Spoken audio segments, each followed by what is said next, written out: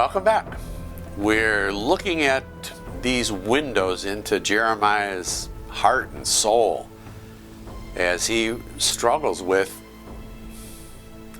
the hurt, the pain, the mess that comes with ministering in God's name. We're looking at chapter 20, Jeremiah chapter 20, beginning with verse 14. Cursed be the day when I was born. Let the day not be blessed when my mother bore me. Cursed be the man who brought the news to my father, saying, a baby boy's been born to you, and made him very happy. Let that man be like the cities which the Lord overthrew without relenting. Let him hear an outcry in the morning, a shout of alarm at noon, because he didn't kill me before birth, so that my mother would have been my grave and her womb ever pregnant. Why did I ever come forth from the womb to look on trouble and sorrow, so that my days have been spent in shame?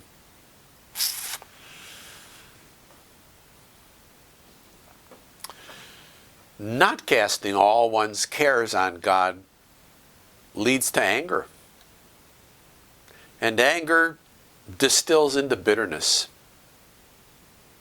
Elsewhere, Jeremiah faces the challenge with God. Here, it seems, he tries without.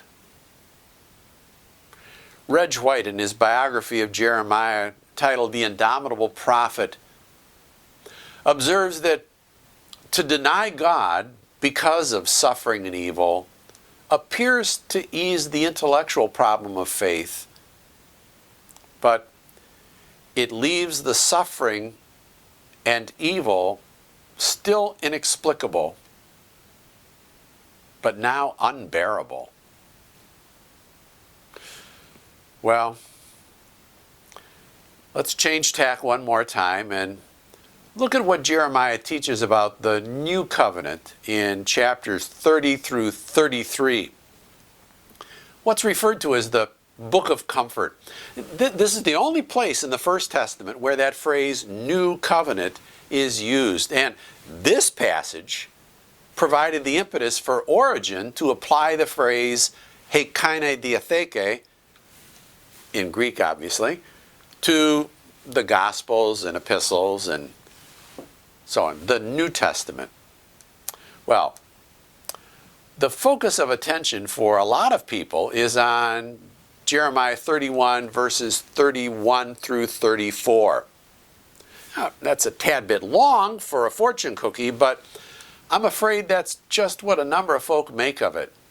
So, why does Jeremiah use the phrase Berit Chadash, new covenant? With what is he comparing and contrasting? What are the points of comparison? What are the points of contrast? In what ways is this an innovation? Well, if we were in a face-to-face classroom, I'd ask for what you see, and I'd write those on the board. But since we're not all in one room, engaging this issue all at the same time, I'll have to fall back on input that I've collected from students in a live classroom. So, the Old Covenant. The Old Covenant was external. The New is internalized. The Old is obsolete, but the New is contemporary and functional. The Old has expired. The New is the replacement. The Old's no longer effective. Maybe it never was, but the New is effective. The Old majors on punishment. The New majors on forgiveness. The Old was partial, incomplete. The New is complete. Would you agree that a number of evangelical Christians would resonate with this comparison? Well, let's take a look at the Book of Comfort. You want to have a printout of the concept map, or at least have it up on a second monitor if you have one. Maybe the first thing to point out is that chapter 30, verses 1 through 11, the opening segment of this section, is concerned with the promise covenant reiterated to David. Look at verse 10. And the whole book of comfort is bookended by this theme.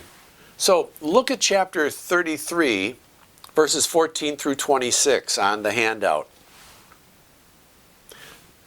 And so I've connected the bookends with that red dotted line. So why is this important? Well, from the opening verses of the book of comfort, the situation on the street, as they say, looks like things are going quite the other way. It's bad. It's a time of Jacob's distress. Look at 31 verse 7. If indeed Jerusalem falls and the temple is destroyed and the house of David is overthrown, even exterminated, it's all over. Sorry to disappoint you, Abe. Too bad, Dave.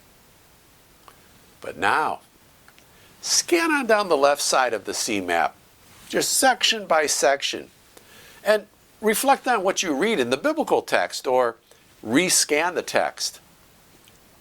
Tough times are a-coming, but it's not hopeless. You see that? So, chapter 30, verse 12 through 31:6, Israel's incurable wound. Isaiah talked about that. Remember back in chapter 1, it's going to be healed. Chapter 31, verse 7 through 14, Yahweh's firstborn, here's Exodus imagery, will be restored to the land. And then, beginning with verse 15 through 22, Rachel's mourning for her exiled children is relieved by hope. And next, our focal passage. But we'll come back to that. 31 verse 35 through 40, the irrevocable covenant for Jacob's offspring. And to highlight this hope, Jeremiah is instructed in 32, 1 to 15 to go buy some real estate there in the land that's about to be forsaken. He's dramatizing the promise of the return. Look at verse 15. Well, Jeremiah's prayer in chapter 32, verse 16 through 25 is followed by Yahweh's answer to prayer in verses 26 to 44. And then in 33, 1 to 13, Yahweh's message that Jerusalem and Judah are to be restored. Which brings us to the bookend about the house of David and the Levite priests. So, for my friends who like fortune cookies, I just want to remind them that there is an immediate context that oughtn't be ignored. So, back to the crux passage, 31 verses 23 to 34. Judah is to be restored, 23, 26. In fact, both Judah and Israel are blessed, verses 27 to 30. The promise covenant will be internalized as it was always intended to be, verses 31 through 33. And the relationship, I will be their God and they will be my people, is restored. The intended reconciliation between God and humanity, forgiveness will be effected, verse 34.